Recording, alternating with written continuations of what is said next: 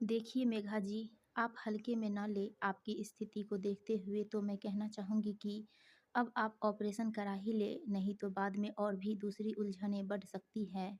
अभी ऑपरेशन कैसे संभव होगा डॉक्टर? स्कूल में बच्चों की परीक्षाएँ होनी है, फिर स्कूल की सारी ज़िम्मेदारी भी तो है। देखिए, अब आपको यह तय करना ही होगा कि आपका स्वास्थ्य अधिक महत्वपूर्ण है या कुछ और। अब तक तो दवाइयों के ज़ोर पर आप ऑपरेशन टालती रही हैं, पर अब तो यूट्रस को निकालने के अलावा और कोई चारा नहीं है। डॉक्टर आभा का स्वर अभी भी गंभीर ही था। ठीक है डॉक्टर, अब इस बारे में सोचना होगा। नर्सिंग होम से बाहर आते-आते मेघा भी अपनी बीमारी को लेकर गंभीर हो गई थी। क्या हुआ दीदी, हो गया चेकअप? मेघा के गाड़ी में बैठते ही रूपा ने पूछा। रूपा अब मेघा की सहायक कम छोटी बहन अधिक हो गई थी और ऊपर वाले फ्लैट में ही रह रही थी, तो मेघा उसे भी अपने साथ ले आई थी।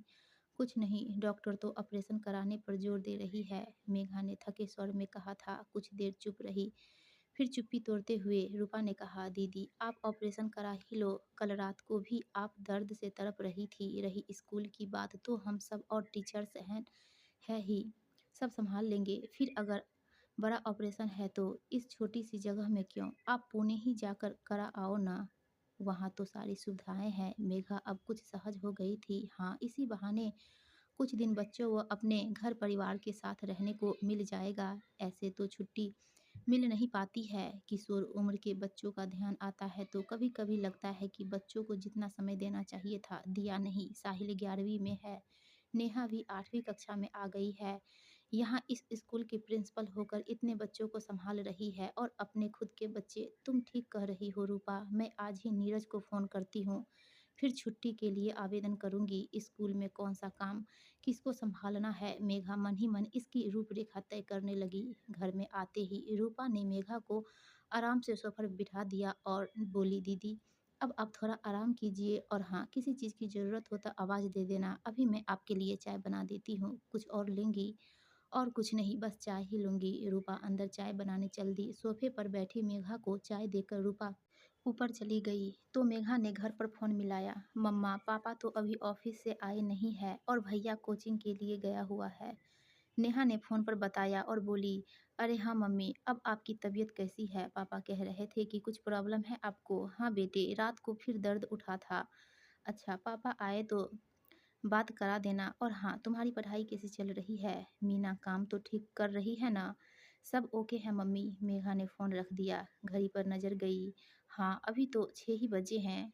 नीरज 7 बजे तक आएंगे। नौकरानी खाना बनाकर रख गई थी, पर अभी खाने का मन नहीं था। सोचा डायरी उठाकर नोट कर ले कि स्कूल में कौन सा काम किसको देना है। पुणे जाने का मतलब है कम से कम महीने भर की छुट्टी, क्या पता और ज़्यादा समय भी लग जाए। फिर मन पति और बच्चों में उलझता चला गया था। 7-8 महीने पहले जब इस छोटे से शहर में उसे स्कूल की प्रधानाचार्य बनाकर भेजा जा रहा था, तब बिल्कुल मन नहीं कर रहा था उसका घर परिवार छोड़ने का।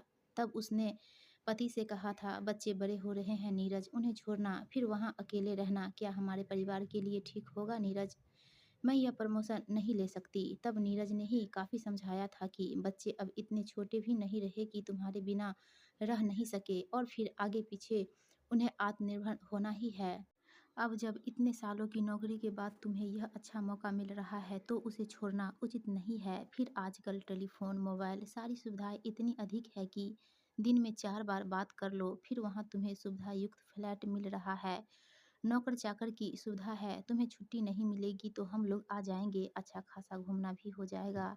काफ़ी लंबी चर्चा के बाद ही वह अपने आप को इस छोटे से शहर में आने के लिए तैयार कर पाई थी। साहिल और नेहा भी उदास थे। उन्हें भी नीरज ने समझा-बुझा दिया था कि माँ कहीं दूर तो जा नहीं रही है। साल 2 साल में प्रधानाचार्य बनकर यहीं आ जाएगी। यहाँ आकर कुछ दिन तो उसे बहुत अकेलापन लगा था। दिन तो स्कूल की सारी गतिविधियों में निकल जाता, पर शाम होते ही उदासी घेरने लगती थी। फ़ोन पर बात भी करो तो कितनी बात हो पाती है।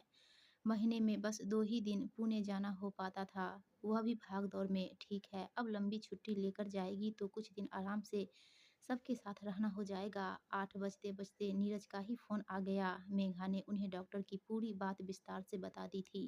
ठीक है, तो तुम फिर वहीं उसी डॉक्टर के नर्सिंग होम में ऑपरेशन करा लो। पर नीरज, मैं तो पुणे आने की सोच रही थी। वहाँ सुविधाएं भी ज़्यादा है और फिर तुम सब के साथ रहना भी हो जाएगा, मेघा ने चौंक कर कहा था। मेघा, नीरज की आवाज़ में ठहराव था। भावुक होकर नहीं, व्यवहारिक बनकर सोचो। पुणे जैसे शहर में जहाँ दूरियाँ इतनी अधिक है, वहाँ क्या सुविधाएं मिलेंगी? बच्चे अलग पढ़ाई में व्यस्त हैं। मेरा भी ऑफिस का काम बढ़ा हुआ है। इन दिनों चाहकर भी मैं छुट्टी नहीं ले पाऊंगा।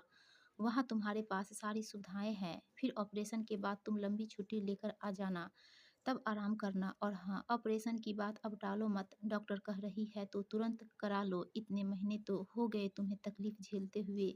मेघा चुप थी। थोड़ी देर बात करके उसने फ़ोन रख दिया था।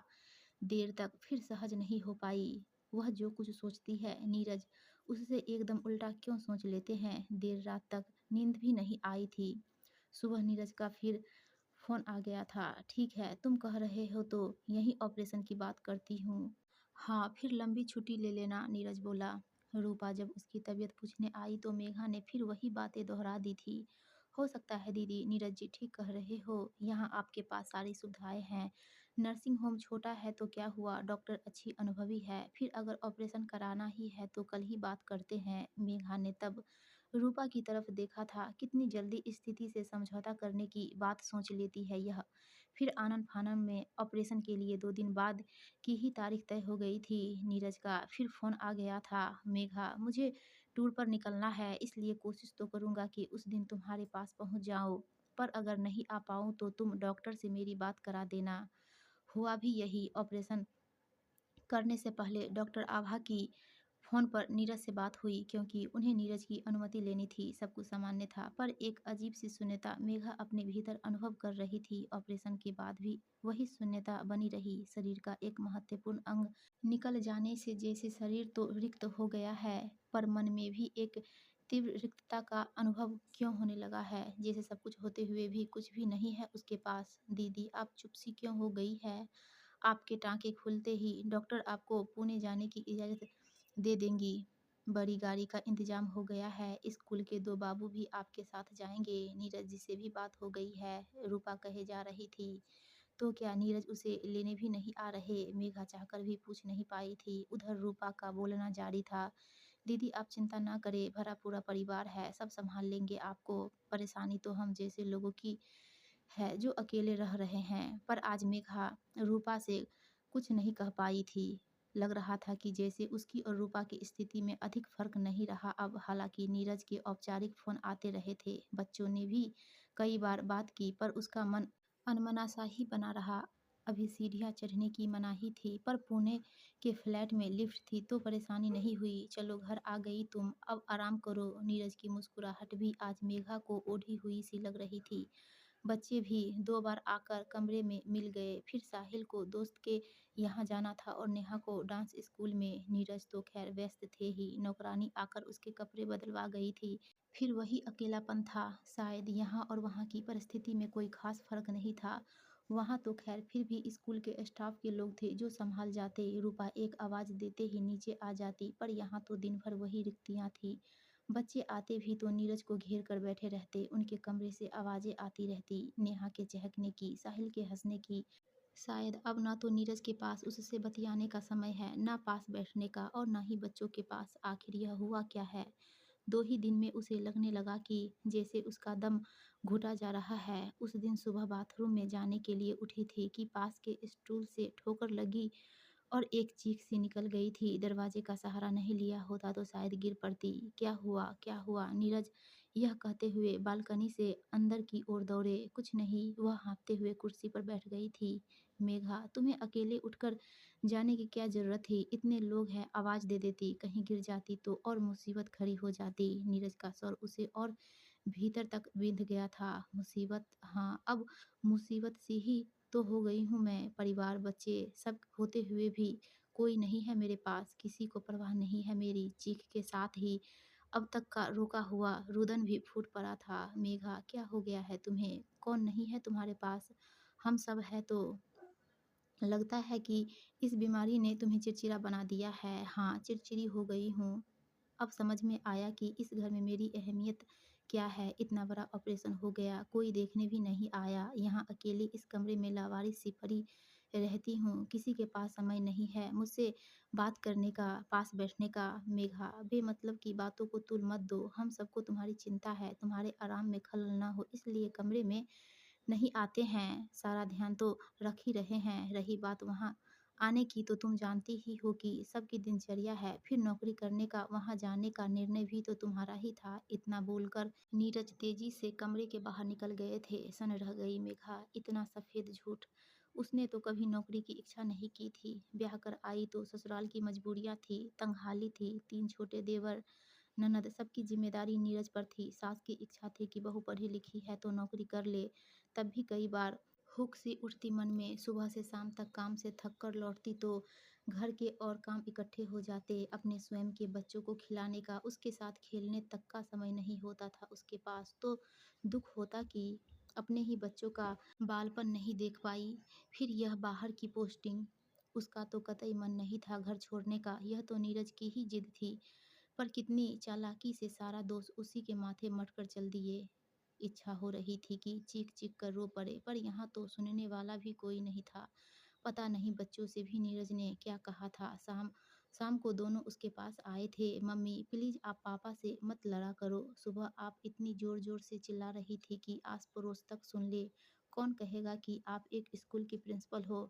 साहिल कहे जा रहा था। ठीक है, आप बीमार हैं तो हम सब आपका ध्यान रख ही रहे हैं। यहाँ पापा ही तो हैं जो हम सबको सँभाल रहे हैं। आप तो वैसे भी वहाँ आराम से रह रही हो और यहाँ आकर पापा से ही लड़ रही हो।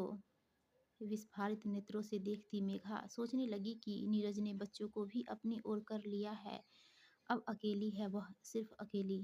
दोस्तों, आपको ये कहानी अच्छी लगी हो तो प्लीज़ वीडियो को लाइक कीजिएगा और चैनल को सब्सक्राइब